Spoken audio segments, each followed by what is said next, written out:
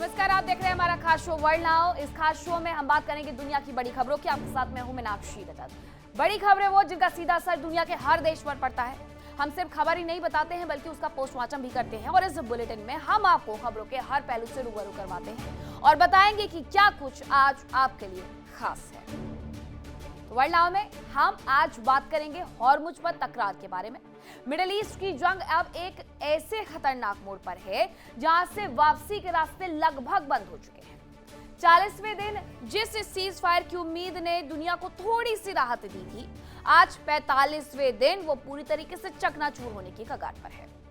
अमेरिकी राष्ट्रपति Donald Trump ने ईरान को घुटनों पर लाने के लिए अब समुद्री चक्रव्यूह तैयार कर लिया है और आज शाम 7:30 बजे से अमेरिका दुनिया की सबसे बड़ी आर्थिक नस स्ट्रेट ऑफ हॉर्मुज पर नाकेबंदी लागू करने जा रहा है। ट्रंप का सीधा मकसद है ईरान की आर्थिक लाइफलाइन को काटना और तेल निर्यात को पूरी तरीके से ठप कर देना। अमेरिकी सेंट्रल कमांड की ओर से साफ चेतावनी दी गई है कि ईरानी बंदरगाहों की ओर जाने वाले हर जहाज को रोका जाएगा। लेकिन क्या ईरान चुप बैठ जाएगा? ऐसा कतई नहीं। ईरान ने साफ कर दिया है कि हॉर्मुज में दुश्मन की एक भी हरकत जानलेवा साबित होगी। तस्वीरें भी गवाही दे रही हैं कि कैसे ईरानी सुसाइड बोट्स अमेरिकी डिस्ट्रॉयर्स को चुनौती दे रही हैं। एक तरफ अमेरिका की घेराबंदी है, दूसरी तरफ हूथियों का लाल सागर में बढ़ता हुआ आतंक है। दुनिया एक ऐसे ऊर्जा संकट की ओर बढ़ रही है जो महंगाई के रिकॉर्ड तोड़ देगा। पहले एक तरफ ऐलान किया गया ईरान की तरफ से कि जब तक ये युद्ध समाप्त नहीं होगा हम हॉर्मुज को नहीं खोलेंगे। बातचीत की टेबल पर वार्ता विफल रही तो अमेरिका ने ऐलान कर दिया कि हम हॉर्मुज स्ट्रेट पर नाकेबंदी कर देंगे, हॉर्मुज से हम कुछ भी नहीं गुजरने देंगे। दूसरी तरफ लाल सागर में हूथियों ने डेरा डाला हुआ है कि बाब अल मंडेब को भी बंद कर देंगे अगर ऐसा किया गया। यानी हर जगह से नाकेबंदी के बाद सिर्फ और सिर्फ महंगाई बढ़ेगी, ऊर्जा संकट गहराएगा।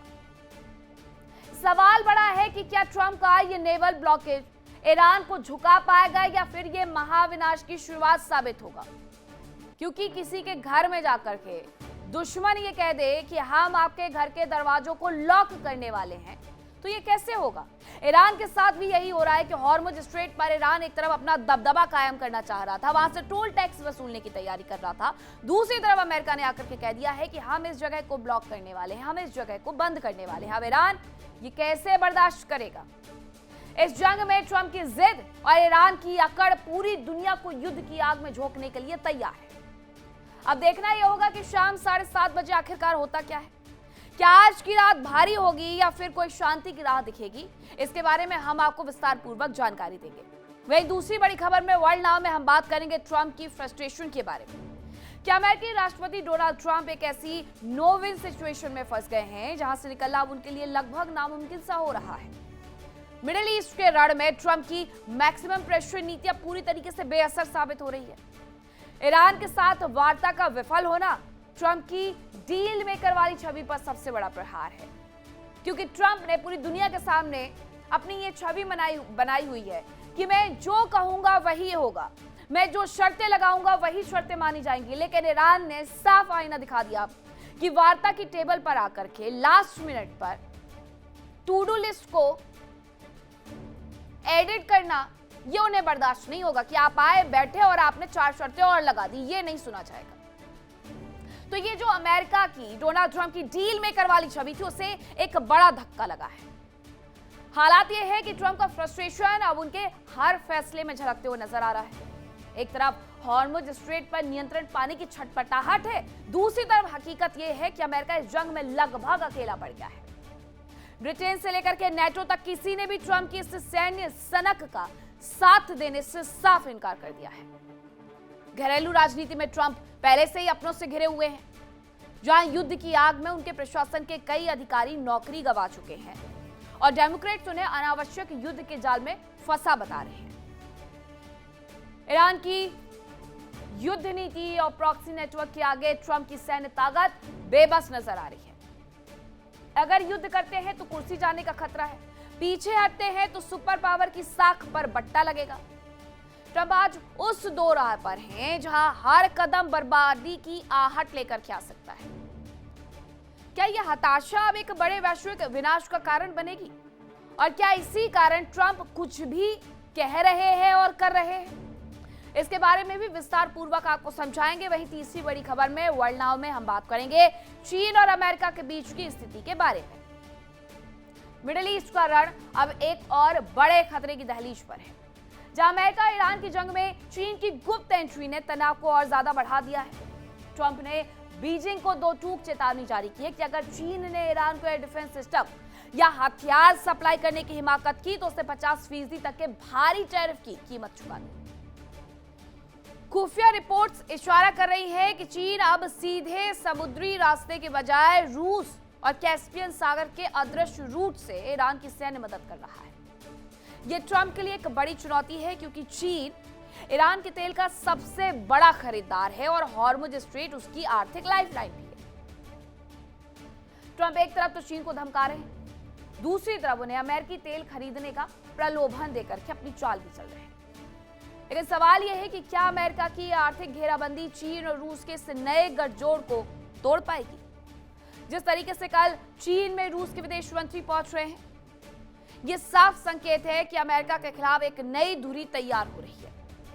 हॉर्मुज में बारूद बिछा है और इस तिकड़ी की तनातनी दुनिया को एक बड़े वैश्विक महायुद्ध के मुहाने पर ले आई है।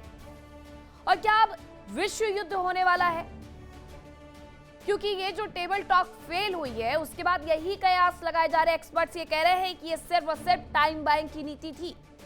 इसके बाद एक बड़ा प्रहार अमेरिका की तरफ से किया जाएगा तो ईरान भी तैयार बैठा हुआ है। वर्ल्ड नाउ पर हम इन्हीं मुद्दों पर करेंगे बात, तो चलिए करते हैं शुरुआत। मिडिल ईस्ट की जंग में 40वें दिन जो सीज फायर की घोषणा हुई थी, वो आज 45वें दिन टूटेगा और इसके लिए बाकायदा समय की घोषणा भी हो चुकी है। और इसके लिए अमेरिका ने हॉर्मुज स्ट्रेट, समय की घोषणा और जगह का चुनाव दोनों कर लिया है।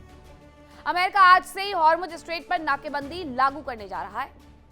अमेरिकी सेंट्रल कमांड के अनुसार, भारतीय वक्त के अनुसार, ये समय मैं आपको बता रही हूं, शाम 7:30 बजे से ईरान के बंदरगाहों की ओर आने जाने वाले जहाजों को रोक दिया जाएगा। यानी ट्रंप घेराबंदी करने वाले हैं। लेकिन क्या ईरान इस पर शांत रह जाएगा? क्योंकि ऐसा हो जाए ये तो होगा ही नहीं, बल्कि ईरान इसका माकूल जवाब देगा। अब चलिए आपको एक तस्वीर दिखाते हैं। अब ये जो तस्वीर आप मेरे पीछे देख रहे हैं, इसमें ये अमेरिकी डिस्ट्रॉयर है, जिसे ईरान का जो सुसाइडर बोट है, ये डिस्ट्रॉयर है। दूसरी तरफ जो तस्वीर ली गई है वो ईरान के सुसाइडर बोट से ही ली गई है। ये किस तरीके से पीछा करके हॉर्मुज से भगाने का ऐसे प्रयास कर रहा है, ये तस्वीर एक बार फिर से हम आपको दिखा देते हैं। ये डिस्ट्रॉयर है और ये जो तस्वीर आपको साइड में दिख रही है वो है ईरान की तरफ से भेजी गई सुसाइडर बोट। माफ करिएगा, ये जो तस्वीर आप देख रहे हैं ये डिस्ट्रॉयर की है और ये जो तस्वीर है ये सुसाइडर बोट की तस्वीर है, जो कि ईरान की तरफ से भेजी गई है। हालांकि बाद में अमेरिकी जहाज को ही पीछे हटना पड़ता है और अगर ऐसा नहीं होता तो ईरान इसका करारा जवाब भी देता। ये इस पर जो तस्वीर सामने आई है उस बोट की, उस पर यूएसएस आपको लिखा हुआ समझ में आ जाएगा। डिस्ट्रॉयर भेजा गया तो ईरान की तरफ से सुसाइडल बोट भेज दी गई है, जिसके बाद इन्हें पीछे भी हटना पड़ा है। और अगर ये पीछे नहीं हटते तो ईरान इसका ऐसा जवाब देता कि हमेशा के लिए अमेरिका को अपना ये दर्द याद रहता कि उसने हॉर्मुज स्ट्रेट में उतरने की कोशिश की और उसे मुंह तोड़ जवाब दे दिया गया। राष्ट्रपति डोनाल्ड ट्रंप ने कहा कि नाकेबंदी का मकसद ईरान की तेल बिक्री रोकना है। ट्रंप के मुताबिक कि अन्य देश है बहुत सारे, वो भी इस प्रयास में अमेरिका का साथ दे रहे हैं। बड़ बोलापन ट्रंप का। ट्रंप ने दावा किया कि ईरान की सैन्य ताकत को भारी नुकसान हुआ है और उसकी नौसेना लगभग खत्म हो चुकी है। उन्होंने कहा कि 158 जहाज तबाह किए जा चुके हैं। इससे पहले नेवल ब्लॉकेड वेनेजुएला में अमेरिका ने किया था और उसके बाद वहां पर सैन्य ऑपरेशन चलाया गया था। अब आज भी तो यही तैयारी की जा रही है नेवल ब्लॉकेड की।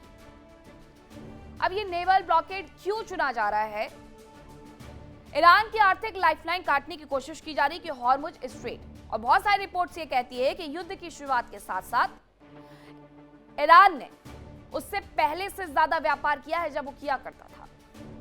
खास तौर पर तेल निर्यात को रोकने की कोशिश हॉर्मुज स्ट्रेट में अमेरिका की तरफ से की जाएगी। ईरानी अर्थव्यवस्था तबाह करने की ये पूरी प्लानिंग है। अब वेनेजुएला में इसका असर कैसे दिखा था, जरा वो जान लेते हैं। तो वेनेजुएला में तेल बेचना मुश्किल हो गया था, जिसकी वजह से वेनेजुएला पर आर्थिक संकट गहराया, सरकार कमजोर हुई और सैन्य ऑपरेशन आसान हो गया था, जिसके साथ ही मादुरो की सत्ता चली गई थी। आपको तस्वीरें याद होगी, मादुरो के कमरे में घुस करके उन्हें और उनकी पत्नी को किस तरीके से अगवा किया गया था अमेरिका की तरफ से। ईरान के लिए भी वही रास्ता बनाने की तैयारी की जा रही है डोनाल्ड ट्रंप की तरफ से कि हम इनका तेल व्यापार रोक दें, इन्हें कमजोर कर दें और पीछे हटने के लिए मजबूर कर दें। नेवल ब्लॉकेड की खबरों के बाद और नाकेबंदी के ऐलान के बाद वैश्विक तेल कीमतों में जबरदस्त उछाल आया है। वेस्ट टेक्सास इंटरमीडिएट $104 प्रति बैरल और ब्रेंट क्रूड $102 प्रति बैरल के पार पहुंच गया है। यानी अमेरिका ईरान की लड़ाई अब सब जगह से हटते हुए एक बार फिर से हॉर्मुज के पास पहुंच गई है।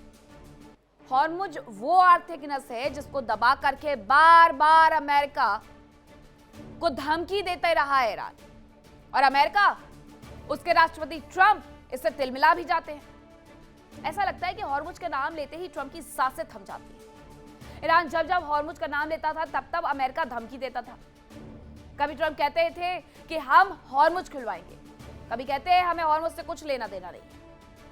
यानी हॉर्मुज आज के समय में वो मुख्य बिंदु हो गया है जहां विश्व की निगाहें टिकी हुई है। ट्रंप ने हुंकार भरी तो हॉर्मुज पर तकरार शुरू हो गई है। कैसे हुई है ये तकरार, चलिए आपको बताते हैं। नाकेबंदी से ऊर्जा क्षेत्र में भूचाल आएगा, ये ईरान की तस्वीर है। दूसरी तरफ अगर अमेरिका की बात की जाए तो समंदर की नाकेबंदी करने की उसकी तरफ से तैयारी की जा रही है। गैस सैन्य जहाजों के लिए हॉर्मुज खुला है, ये ईरान ने कहा।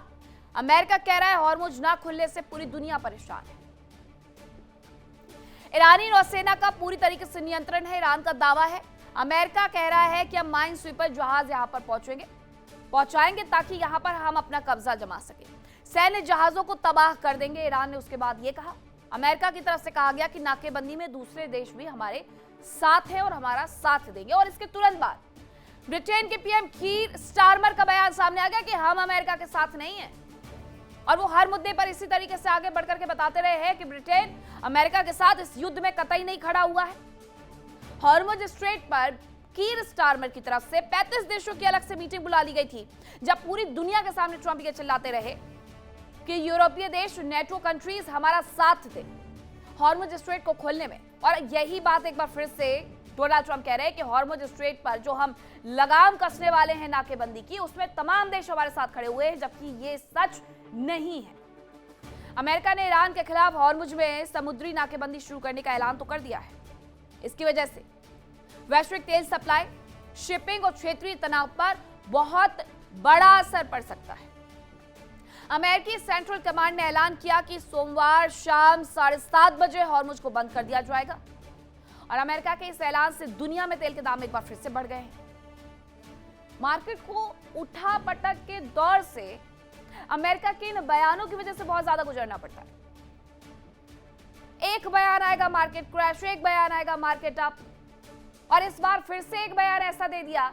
अब हॉर्मुज जब बंद होगा सो बंद होगा, ईरान करने देगा नहीं करने देगा ये बात की कहानी है। लेकिन उनके बयान की वजह से तेल के दाम एक बार फिर से ऊपर हो गए, $104 प्रति बैरल तक पहुंच गए। ब्रेंट क्रूड ऑयल $102 प्रति बैरल तक पहुंच गया। अमेरिकी राष्ट्रपति ट्रंप स्ट्रेट ऑफ हॉर्मुज को लेकर के बड़ा और आक्रामक कदम उठाने जा रहे हैं। डोनाल्ड ट्रंप पहले ईरान को धमकी दे रहे थे वो हॉर्मुज को खोल दे, अब ट्रंप खुद ही हॉर्मुज को बंद करने में लग गए हैं। अब इन्हें दुनिया से कोई लेना देना नहीं है। डोनाल्ड ट्रंप ने एक बयान में साफ कहा कि अमेरिकी नौसेना अब इस जल मार्ग में आने जाने वाले सभी जहाजों की नाकेबंदी शुरू करेगी।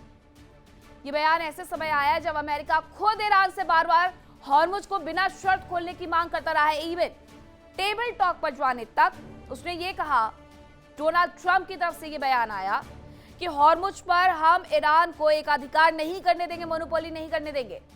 अब अमेरिका वही मोनोपोली लेकर के आगे बढ़ रहा है।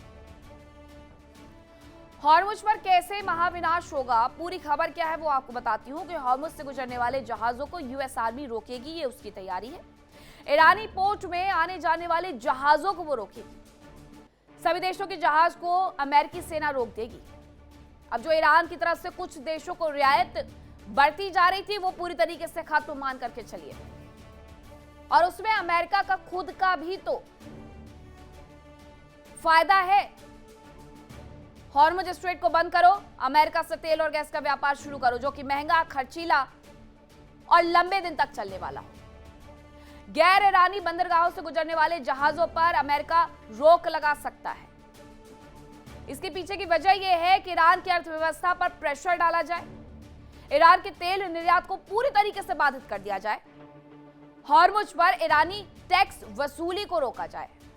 हालांकि इसके पक्ष में पहले भी कोई नहीं रहा, कोई देश नहीं ये कह रहा था कि ईरान को वहां से टोल टैक्स वसूलने का अधिकार प्राप्त हो जाता है। बड़ा सवाल यह है कि अमेरिकी एक्शन से क्या फिर से एक बार जंग भड़क जाएगी? और ये तो जंग भड़काने वाले ही कदम है ना। क्या आप हमारे घर पर आइए, हमारे घर के बाहर से ताला लगा करके चले जाइए और हम कुछ करें ना?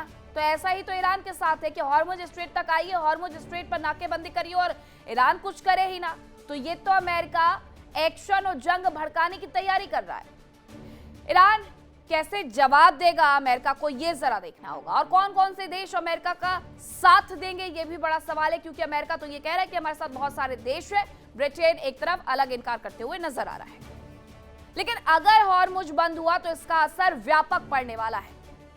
इसका वैश्विक स्तर पर प्रभाव भी दिखेगा, क्योंकि वैश्विक सप्लाई चेन पर इसका असर पड़ेगा। तेल गैस की कीमतों में बेतहाशा बढ़ोतरी होने वाली है। कई देशों में ऊर्जा संकट पैदा हो सकता है। कई देशों की तरफ से तो ऊर्जा संकट पहले से ही आपातकालीन स्थिति वाला घोषित कर दिया गया है।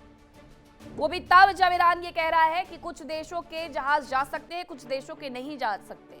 बावजूद इसके ऊर्जा संकट दुनिया में है। और अगर अब अमेरिका भी यही करने वाला है कि वो हॉर्मुज स्ट्रेट पर नाकेबंदी कर देगा, किसी के जहाज को नहीं गुजरने देगा, तो ये स्थिति और ज्यादा बिगड़ने वाली है। इन सब का जिम्मेदार कौन होगा, सवाल ये। वो लोग होंगे कथित तौर पर जो शांति के ठेकेदार बनते हैं, मिस्टर डोनाल्ड ट्रंप। अब चलिए जान लेते हैं कि क्या वैश्विक असर पड़ सकता है इसका। तो वैश्विक सप्लाई चेन पर असर बिल्कुल पड़ सकता है। समुद्री व्यापार इसकी वजह से धीमा हो जाएगा। बीमा लागत बढ़ सकती है, और बीमा लागत तो अभी भी जहाजों की बढ़ी हुई है। कितनी सारे जो कंपनियां हैं वो बीमा देने से साफ तौर पर इनकार कर रही हैं, या उन्होंने दरों में इतना ज्यादा इजाफा कर दिया है कि लोग अपनी शिप का बीमा करवा ही नहीं पा रहे हैं। शेयर बाजार में इसकी वजह से गिरावट भी आ सकती है, और विकासशील देशों के लिए संकट गहराएगा। तेल और गैस की कीमतों में उछाल होगा, सो अलग।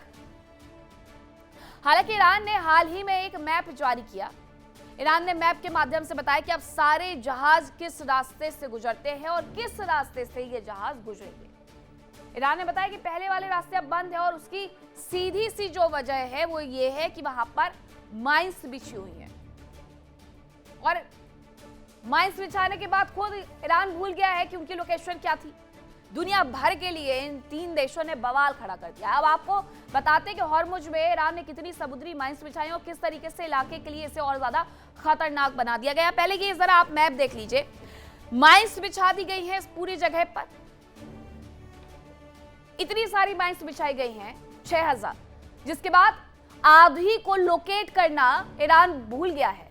आधी वो पानी के साथ बह गई, आधी को अभी तक वो जान ही नहीं पा रहे हैं कि आखिरकार हमने जल्दबाजी में बिछाया कहां था।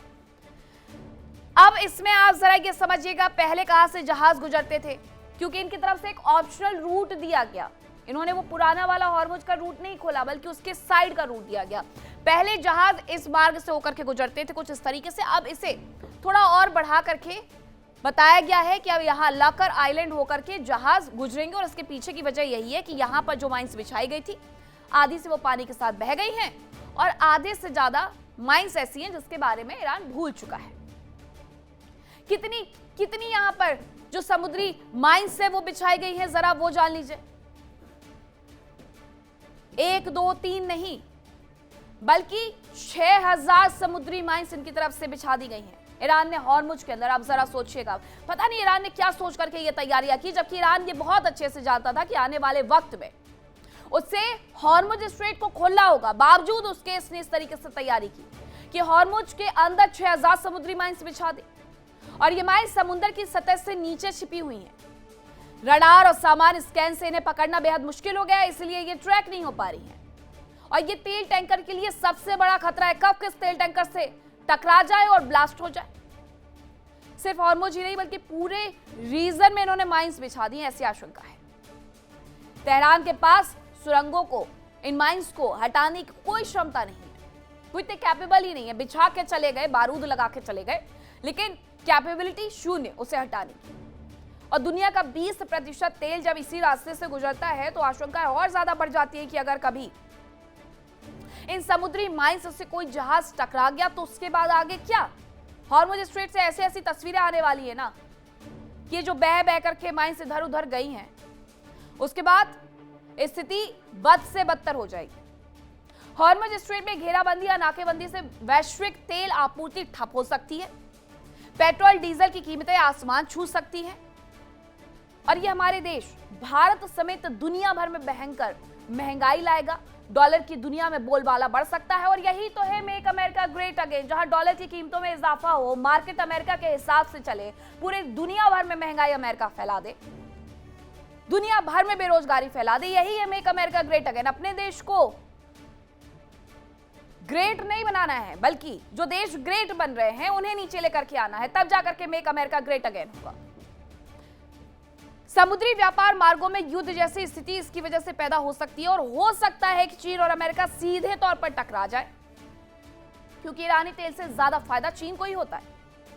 अगर घेराबंदी होती है तो फिर चीन की सप्लाई चेन पर भी बुरा असर पड़ सकता है और आखिरकार दो बड़े देश सीधे टकराव की तरफ बढ़ सकते हैं। हॉर्मुज पर घेराबंदी का जो असर है वो ऊर्जा संकट और महंगाई पर सबसे पहले पड़ेगा। करीब 20 से 30% तेल इसी रास्ते से गुजरता है और रास्ता बंद होने की वजह से तेल की सप्लाई रुक जाएगी, थम जाएगी और दुनिया भी थम जाएगी। हॉर्मुज बंद होने से कच्चे तेल के दाम में तेजी से उछाल होगा, युद्ध की आशंकाएं भी बढ़ेगी, यूएस और ईरानी नौसेना के बीच में सीधा टकराव होगा, हॉर्मुज में सैन्य गतिविधियां तेज हो जाएंगी, हॉर्मुज में वैश्विक युद्ध का खतरा भी बढ़ जाएगा, इसकी वजह से व्यापार पर भी असर पड़ेगा। हॉर्मुज बंद होने से समुद्री व्यापार ठप हो जाएगा और रास्ता बंद होने से हजारों नाविक फंस सकते हैं। बीमा जोखिम के कारण माल ढुलाई महंगी होगी और चीन की भागीदारी अगर इसमें हो गई तो चीन ईरानी तेल का सबसे बड़ा खरीदार पहले से है। यूएस घेराबंदी से चीन को नुकसान होगा, जिसकी वजह से चीन और यूएस के बीच में तनाव संभव है और हो सकता है यूएस थोड़ा थोड़ा पीछे हटने की कोशिश जो जब करता है थोड़ा सोच समझ के, तो इसीलिए करता है कि चीन से आने वाले रेयर अर्थ मिनरल्स उसे नहीं मिल पाएंगे, थोड़ा पीछे वो हट सकता है। लेकिन अभी कितना आगे बढ़ेगा वो शाम 7:30 बजे के बाद पिक्चर क्लियर होनी शुरू हो जाएगी। मिडिल ईस्ट में तनाव अब खतरनाक मोड़ पर है। एक तरफ अमेरिका हॉर्मुज स्ट्रेट में ब्लॉकेट करने जा रहा है, दूसरी तरफ लाल सागर में जहाजों पर खतरा मंडरा रहा है, वजह है हूती। बीते दिनों United kingdom maritime trade operations के अनुसार यमन के अल हुदैदा तट से करीब 54 नॉटिकल माइल दूर एक जहाज को 10 से 12 लोगों के हथियारबंद समूह ने घेर लिया। इनमें 4 से 5 लोग ऑटोमेटिक हथियारों से भी लैस थे। हर कोई जानता है लाल सागर में हूतियों का दबदबा होता है। हमलावरों ने जहाज को रुकने का आदेश दिया, लेकिन कप्तान ने इनकार कर दिया। इसके बाद हमलावर जहाज के करीब आकर उस पर चढ़ने की कोशिश करने लगे। स्थिति बहुत ज्यादा तनावपूर्ण हो गई थी, लेकिन कप्तान की सूझबूझ से एक बड़ा हादसा टल गया। जहाज से फ्लेयर दागा गया, जिसके बाद हमलावर पीछे हट गए और दक्षिण पूर्व दिशा में भाग गए। लेकिन यह साफ हो गया कि लाल सागर में खतरा लगातार बढ़ते जा रहा है। अक्टूबर 2023 में ही यमन के हूती विद्रोही इस इलाके से जहाजों को निशाना बना रहे हैं। इसकी वजह से वैश्विक व्यापार पर असर पड़ा और इस जहाज पर हमले का शक भी हूतियों पर है। हूतियों के हमले के बाद पहले कई बड़ी शिपिंग कंपनियों ने अपने जहाजों को अफ्रीका के केप ऑफ गुड होप के रास्ते भेजना शुरू कर दिया था, जिसके कारण इसका सफर 10 से 14 दिन तक लंबा हो गया और लागत उससे ज्यादा बढ़ गई थी। दूसरी तरफ हॉर्मुज स्ट्रेट में हालात और ज्यादा विस्फोटक है। ईरान के IRGC ने साफ कर दिया है कि हॉर्मुज में दुश्मन की कोई भी गलत हरकत जानलेवा साबित होगी। अमेरिका उतर ही इसलिए रहा है ताकि ईरान को उकसा सके, पूरी दुनिया के सामने ये कह सके कि ईरान की तरफ से हमला किया गया, इसलिए हम तो अपनी सुरक्षा के लिए पलटवार कर रहे हैं। समझिएगा, ईरान का दावा है कि हॉर्मुज पर उसका पूरा कंट्रोल है और बाकी हर एक गतिविधि उसकी निगरानी में हो रही है। लेकिन अगर हॉर्मुज बंद होता है तो सीधे तौर पर इसका असर बाब अल मंडेब मार्ग पर भी पड़ेगा और दूसरी ओर लाल सागर में फिर से हूती विद्रोही एक्टिव हो जाएंगे। हूती विद्रोही पहले ही ये कह चुके हैं कि वो बाब अल मंडेब को बंद कर देंगे अगर हॉर्मुज स्ट्रेट की तरफ किसी ने भी बढ़ने की कोशिश की तो। इसकी वजह से यूरोप से लेकर के नेटो देशों तक तेल का व्यापार ठप हो जाएगा और ऐसे में खतरा भी बढ़ेगा। दोनों मार्ग क्योंकि कहीं ना कहीं बंद होते हुए नजर आ रहे हैं। जहाज अफ्रीका के केप ऑफ गुड होप के रास्ते से गुजर सकते हैं, लेकिन ये इतना आसान नहीं होगा क्योंकि ये रास्ता काफी लंबा है और इसका असर व्यापार और वस्तुओं की कीमत पर भी दिख सकता है। अब आप जरा सोचिए कि जहां आप 4 से 5 दिन में एक समुद्र को पार करते हैं, वहां 10 से 12 दिन में उस समुद्र को पार करेंगे तो एक तो वक्त ज्यादा लग रहा है। जो चीज आपको 4-5 दिन में मिल सकती है वो 10 से 12 दिन में मिलेगी। जो चीज आपको 4-5 दिन की वजह से 40 रुपए में मिल सकती है वो 10 से 12 दिन बाद अगर वहां से जहाज गुजरेंगे तो 100 रुपए में मिलेगी। यानी असर सिर्फ और सिर्फ आपकी जेब पर पड़ने वाला है। अब आपको बाब अल मंडेब के बारे में भी बता देते हैं। सबसे पहले बात करेंगे भौगोलिक स्थिति और आकार की।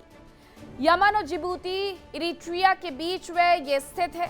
ये लाल सागर को अडेन की खाड़ी से जोड़ता है। ये जो आप तस्वीर देख रहे हैं ये बाब अल मंडेब की तस्वीर है। इसकी जो लंबाई है वो करीब 50 से 100 किलोमीटर है। बाब अल मंडेब की चौड़ाई 26 से 32 किलोमीटर है और इसकी औसत गहराई लगभग 150 से 186 मीटर है। इसका आर्थिक महत्व और रणनीतिक महत्व क्या है वो जानिए। दुनिया के सबसे महत्वपूर्ण समुद्री मार्ग में से ये एक है। हॉर्मुज मलक्का स्ट्रेट के बाद तीसरा व्यस्त तेल मार्ग है। ये लाल सागर से स्वेज कैनाल से जुड़ने का एक रास्ता भी है और इसकी वजह से एशिया यूरोप के बीच में व्यापार होता है और डेली रोजाना 4 से 6.2 मिलियन बैरल का व्यापार यहां से होता है, जो वैश्विक समुद्री तेल व्यापार का 9 से 12% है। वैश्विक कंटेनर व्यापार का लगभग 20 से 25% व्यापार यहां से होता है और अगर ये बंद हो जाए तो जहाजों के आवागमन में दिक्कत आनी ही आनी तय है। हूती विद्रोहियों ने लाल सागर में पहले भी बहुत सारे हमले किए हैं, जिसमें 2023 से 25 तक कई जहाजों पर हमले किए गए। हूतियों ने इसे ब्लॉक करने की चेतावनी दी। हॉर्मुज के बाद ये बंद हुआ तो ऊर्जा आपूर्ति पूरी तरीके से ठप हो जाएगी। अब IRGC ने चेतावनी दी है कि अगर कोई सैन्य जहाज इस क्षेत्र में घुसने की कोशिश करता है तो उसे संघर्ष विराम का उल्लंघन माना जाएगा और कड़ी कार्रवाई की जाएगी। ईरान ने यह भी दावा किया है कि अमेरिकी युद्धपोतों को पीछे हटने पर मजबूर किया गया। हालांकि अमेरिका ने पहले कहा था कि उसके जहाजों ने हॉर्मुज से गुजरते हुए बारूदी सुरंगें हटाने का अभियान शुरू कर दिया। ये पूरा तनाव ऐसे समय में बढ़ा है जब अमेरिका और ईरान के बीच में शांति वार्ता विफल हो चुकी है। दोनों देशों के बीच अविश्वास गहराता जा रहा है और समुद्र में सैन्य गतिविधियों में हलचल तेज होते जा रही है। अमेरिका ने कह दिया है कि सोमवार को हॉर्मुज को हम ब्लॉक कर देंगे। तो क्या अब दुनिया की बर्बादी तय है और समुद्री व्यापार ठप होने वाला है? शाम 7:30 बजे देखना होगा कि अमेरिका आखिरकार क्या करता है। सिर्फ 1 घंटे की बात है। अब चलिए बढ़ते हैं आगे अगली खबर की तरफ और आपको बताते हैं कि मिडिल ईस्ट की जंग के कारण अमेरिकी राष्ट्रपति डोनाल्ड ट्रंप फ्रस्ट्रेशन में आ गए हैं। फ्रस्ट्रेशन इस कदर बढ़ गया है कि ट्रंप को समझ में नहीं आ रहा है कि उनको कब क्या करना है। आनन फानन में ट्रंप कुछ भी बोलते हुए नजर आ रहे हैं। अगर आपको ट्रंप की फ्रस्ट्रेशन की कहानी समझनी है तो फिर आपको बहुत कुछ समझना होगा। मिडिल ईस्ट में बढ़ते तनाव और संभावित जंग के बीच की स्थिति को समझने के लिए हमें कई स्तरों कूटनीतिक, सैन्य, घरेलू राजनीति, वैश्विक गठबंधन पर एक साथ नजर डाली हो। और हाल के घटनाक्रम ये संकेत देते हैं कि ट्रंप न सिर्फ रणनीतिक दबाव में हैं बल्कि कई मोर्चों पर उनकी नीतियां अपेक्षित परिणाम नहीं दे पा रही हैं, जिससे उनकी फ्रस्ट्रेशन की स्थिति बनते ही जा रही है और बढ़ते ही जा रही है। मिडिल ईस्ट संकट की जड़ में ईरान और अमेरिका के बीच बढ़ता हुआ तनाव है। हाल ही में दोनों देशों के बीच हुई बातचीत बिना किसी ठोस नतीजे के खत्म हो गई। जेडी वेंस से लेकर के कई अधिकारी वार्ता में शामिल हुए और ईरान की ओर से भी प्रतिनिधि मंडल शामिल हुआ, लेकिन हुआ क्या? वार्ता विफल। ट्रंप प्रशासन लंबे समय से मैक्सिमम प्रेशर नीति पर काम कर रहा था, जिसमें आर्थिक प्रतिबंध, कूटनीतिक अलगाव, सैन्य दबाव शामिल था। लेकिन जब बातचीत ही विफल हो जाए तो यह रणनीति पूरी तरीके से अधूरी लगने लगती है। ईरान के साथ बातचीत विफल होने की वजह क्या? अमेरिका और ईरान के बीच में वार्ता विफल हुई। 3 बार यूएस ईरान में वार्ता हुई। ये युद्ध के पहले और बाद की बात है, लेकिन सफलता कभी हाथ नहीं लगी। बातचीत से समाधान की उम्मीद पूरी तरीके से खत्म हो गई है। दोनों देशों में सैन्य विकल्प की मजबूरी बढ़ते जा रही है। अंतर्राष्ट्रीय स्तर पर डिप्लोमेटिक फेल्योर है ये, जिसे ट्रंप सुलझाने में नाकामयाब रहे हैं। जो अभी तक ये कह रहे थे कि मैंने 8 देशों के बीच में मध्यस्थता की, 8 देशों के बीच में शांति करवाई, इसलिए मुझे नोबेल का शांति पुरस्कार मिलना चाहिए, ये उनकी असलियत है कि वो एक मुद्दे को नहीं सुलझा पा रहे जिसमें वो सीधे तौर पर उतरे हुए हैं। हालांकि अमेरिकी रिपोर्ट जरूर ये कह रही है कि अभी और दौर की बातचीत होगी, लेकिन अमेरिका के ऊपर भरोसा करें तो करें कैसे? वहां पर भी 4 और एक्स्ट्रा शर्त लगा करके ईरान के ऊपर सब कुछ डाल करके निकल जाएंगे। ट्रंप के फ्रस्ट्रेशन का एक कारण हो तो कोई कहे, उनके कारणों की लिस्ट बढ़ते जा रही है। लगातार ट्रंप हर मोर्चे पर फेल होते जा रहे हैं। इस कारण अलग अलग बयान भी दे रहे हैं। एक तरफ वार्ता विफल, दूसरी तरफ हॉर्मुज स्ट्रेट, जहां वैश्विक दबाव का केंद्र बनता जा रहा है। मौजूदा संकट का सबसे संवेदनशील बिंदु है स्ट्रेट ऑफ हॉर्मुज। ये दुनिया का सबसे अहम तेल मार्ग है, जहां से लगभग 20% वैश्विक तेल सप्लाई गुजरती है। अब अमेरिका ने ये तक कह दिया है कि वो हॉर्मुज को कंट्रोल करेगा, यानी अब ईरान ने कहा है कि वो हॉर्मुज पर नियंत्रण कर रहा है, तो आनन फानन में अमेरिका कोशिश कर रहा है कि वो भी हॉर्मुज पर अपना नियंत्रण करे, क्योंकि बार बार ईरान हॉर्मुज के जरिए अमेरिका को धमकाता है और अमेरिका है कि हॉर्मुज वाले एंगल पर सरेंडर हो जाता है। तो अब अमेरिका की चाह है कि वो हॉर्मुज को कंट्रोल कर ले और फिर से वहां से पैसे वसूलने शुरू कर दे। तो हॉर्मुज पर जो तकरार बढ़ी है, उसकी वजह से ईरान अमेरिका में तकरार और भी ज्यादा बढ़ते हुए नजर आ रही है। हॉर्मुज को कंट्रोल ईरान की तरफ से किया जा रहा है, लेकिन अमेरिका चाहता है कि हॉर्मुज कंट्रोल वो करना शुरू कर दे। हॉर्मुज कंट्रोल करके पैसे भी यूएस कमाना चाहता है कि अगर ईरान का तेल ही नहीं मिल पाया तो हॉर्मुज ही मिल जाए, वहां पर हम अपनी नाकेबंदी कर करके टोल टैक्स वसूल लेंगे। यूएस ने नेवल ब्लॉकेड की धमकी दी है। जो अभी हमने आपको बताया कि शाम 7:30 बजे का अल्टीमेटम दिया गया है। वो टिक टिक सुई की घड़ियां चल जरूर रही है, लेकिन देखना होगा कि अमेरिका इस बार भी सिर्फ बातों का पुलिंदा निकलेगा या कुछ कर भी पाएगा। अगर हॉर्मुज में नाकेबंदी होती है तो तेल की कीमतों में उछाल आएगा ही आएगा, वैश्विक अर्थव्यवस्था पर असर भी पड़ेगा।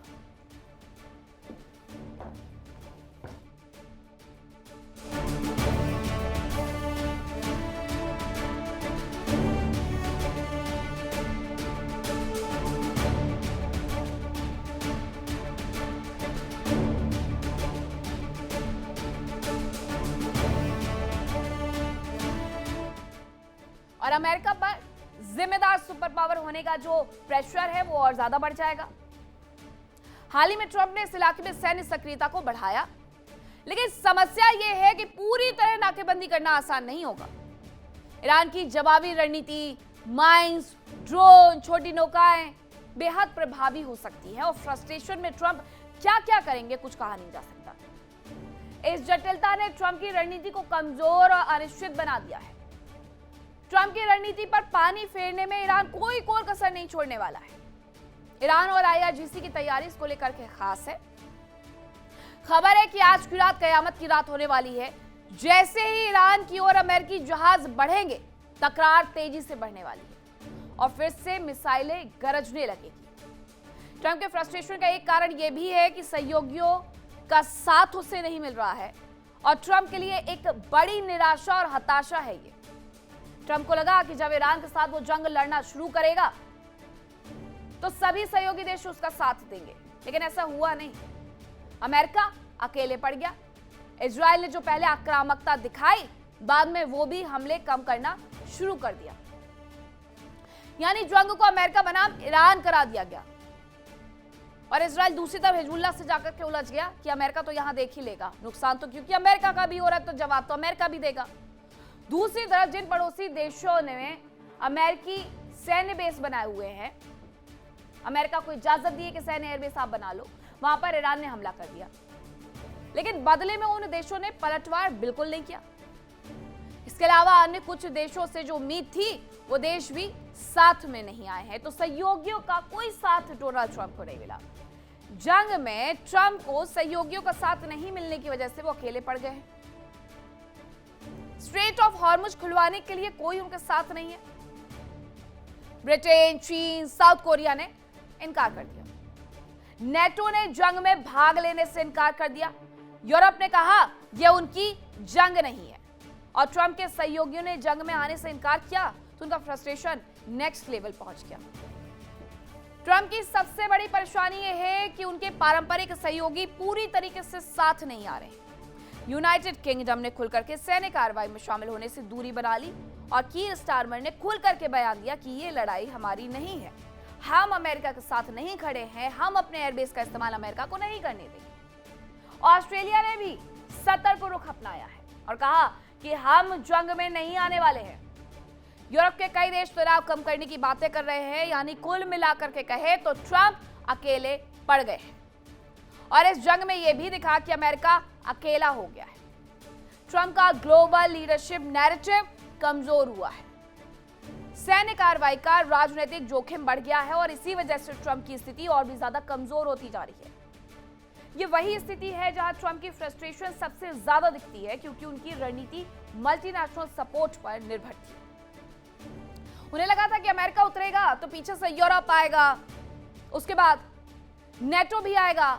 आया कोई नहीं, अकेले पड़ गए।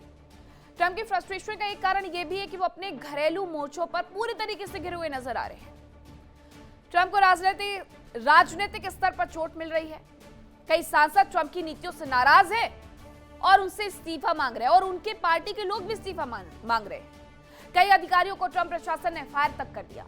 जो जंग को गलत कहता है या फिर ये कह दे कि ये जंग ठीक नहीं है तो फिर ट्रंप उस पर फायर हो जाते हैं और उस अधिकारी को नौकरी से निकाल दिया जाता है। ट्रंप प्रशासन ने 30 अधिकारियों की लिस्ट बना रखी है। हालांकि उसमें से करीब 12 अधिकारियों को ट्रंप और हेगसेथ पहले ही बाहर कर चुके हैं। विपक्ष, विशेषकर डेमोक्रेटिक पार्टी, उन्हें अनावश्यक युद्ध की ओर बढ़ने का आरोप लगा रहे हैं। आम जनता में नए युद्ध को लेकर के थकान है। चुनावी माहौल में हर सैन्य कदम राजनीतिक जोखिम बनते जा रहा है। ट्रंप के सामने इसकी वजह से क्या दुविधाएं हैं, जरा वो आपको बता देती हूँ। अगर ये सख्त कार्रवाई नहीं करते हैं तो इनकी जो छवि है वो कमजोर नेता की हो जाएगी और फ्रस्ट्रेटेड नेता की हो जाएगी, और अगर युद्ध करते हैं तो वॉर प्रेसिडेंट बनकर के चुनावी नुकसान उन्हें उठाना होगा। इसके साथ ही ईरान से जंग हुई तो यूएस के कई राज्यों में विरोध देखने को मिल सकता है, जो अभी भी हम देख रहे हैं।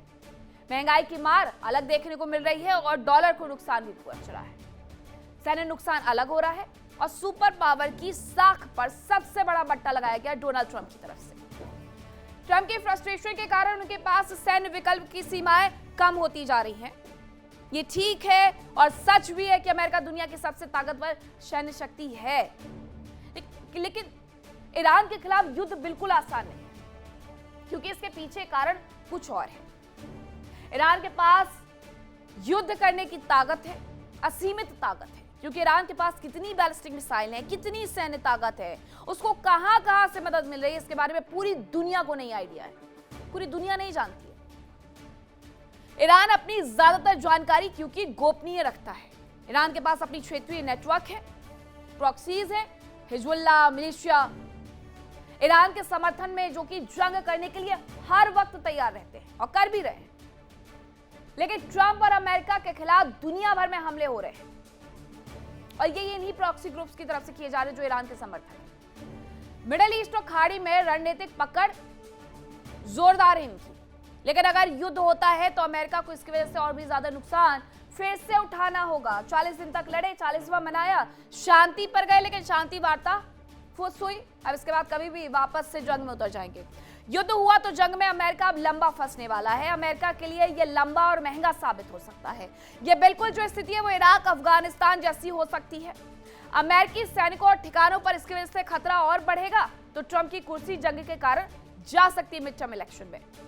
अमेरिका को सैन्य मोर्चे पर इसकी वजह से काफी ज्यादा नुकसान संभव है और अभी भी उसे नुकसान हो रहा है। यही कारण है कि ट्रंप फुल स्केल वॉर से बचते हुए दबाव बनाना चाहते हैं, लेकिन ये संतुलन बनाना भी बेहद मुश्किल है, क्योंकि ट्रंप को ईरान उकसा रहा है और ट्रंप चाहते हैं कि युद्ध के बजाय ईरान सरेंडर कर दे और अमेरिका से डील कर ले, लेकिन ईरान है कि मानने के लिए कतई तैयार नहीं है। ईरान हर बार कुछ ऐसा कर देता है कि ट्रंप फिर से बिलबिला जाते हैं और फिर गाली लिखते हैं और कभी किसी को कुछ भी कह देते हैं। ट्रंप की फ्रस्ट्रेशन का कारण आर्थिक और वैश्विक असर भी है। मिडिल ईस्ट संकट का सीधा असर वैश्विक अर्थव्यवस्था पर पड़ता है और जंग के कारण तेल की कीमतें बढ़ते जा रही हैं। शेयर बाजार अनस्टेबल हो गए हैं। अमेरिका की घरेलू अर्थव्यवस्था प्रभावित हो गई है और ट्रंप खुद को इकोनॉमिक प्रेसिडेंट के रूप में पेश करते रहे। ऐसे में अगर युद्ध से आर्थिक नुकसान होता है तो उनकी सबसे बड़ी ताकत उजागर हो जाएगी, कमजोर पड़ जाएगी। ये जंग नैरेटिव और इमेज की लड़ाई भी है। ट्रंप की राजनीति काफी हद तक इमेज मैनेजमेंट पर आधारित रही है, लेकिन मौजूदा संकट में उनके सहयोगी साथ में नहीं खड़े हैं। शांति वार्ता विफल हो चुकी है। युद्ध का जोखिम लगातार मंडरा रहा है। घरेलू स्तर पर खुलकर विरोध हो रहा है। इन सब ने मिलकर उनकी डील मेकर वाली छवि को चुनौती दी है। ट्रंप एक ऐसे चौराहे पर खड़े हैं जहां हर रास्ता जोखिम से भरा है।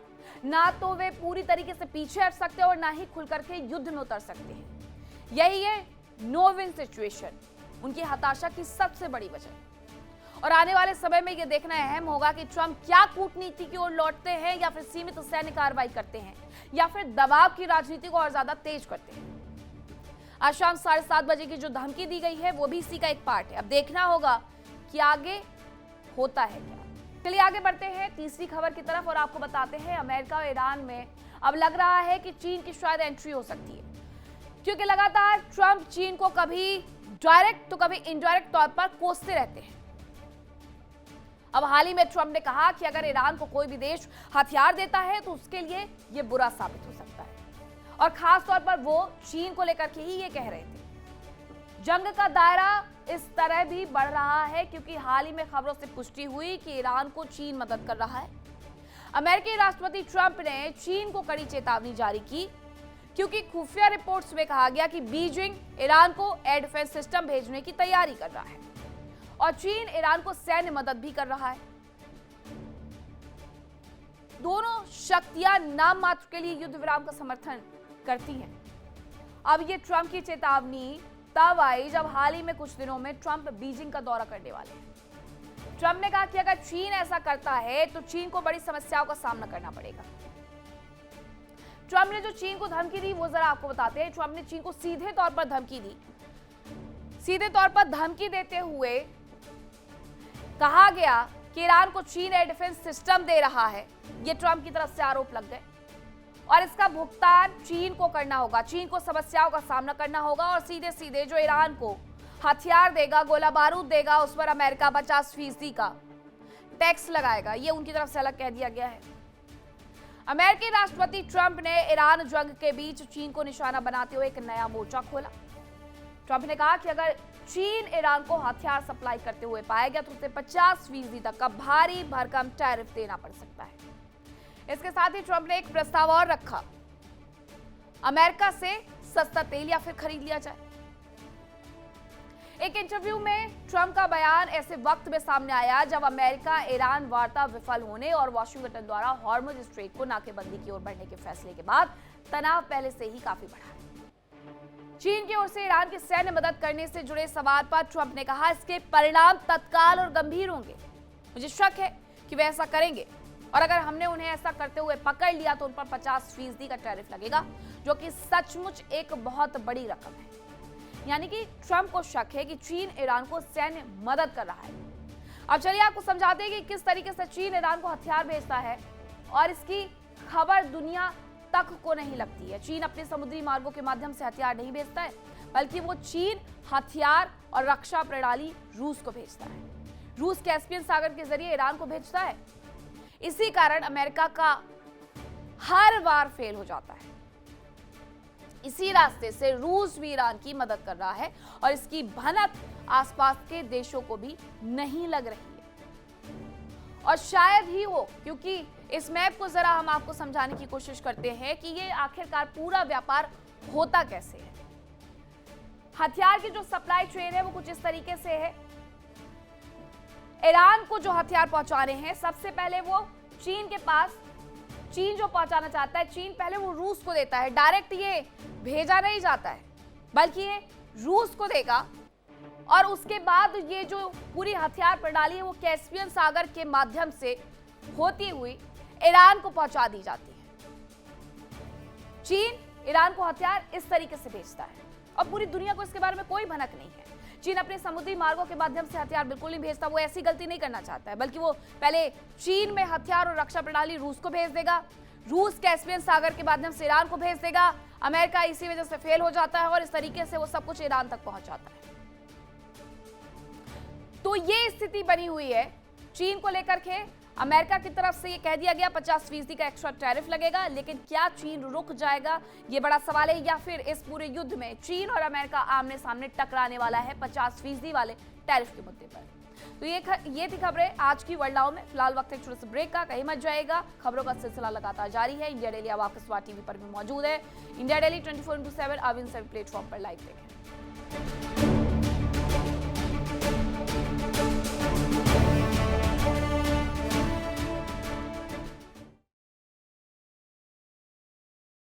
देखिए इंडिया डेली 24/7 अब आपके स्मार्ट टीवी पर।